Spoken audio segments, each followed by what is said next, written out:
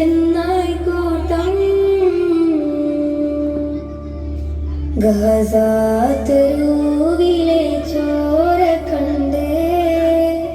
ഞാനും എഴുതട്ടൊരു കണ്ണീർ കാവ്യം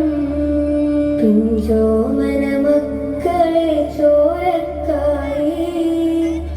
ദാഹിച്ചലയുന്ന ചെന്നായി കൂട്ടം മരിച്ചത് ഞാനല്ല നീയാണ് മുസ്ലിമേ ഫാസിസ തടവറയിൽ അടിമയായി നിൽപ്പോ നീ എന്ന് തീരും ഈ കണ്ണുനീരിൻ മോചനം നേടുകില്ലേ ഫലസ്തീൻ ചിരി എന്നത് കാണാക്കിനാവല്ല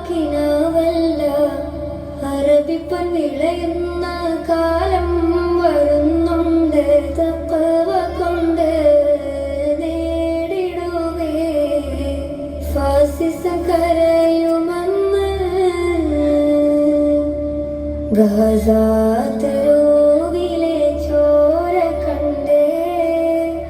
ഞാനും എഴുതട്ടൊരു കണ്ണീർ കാവ്യം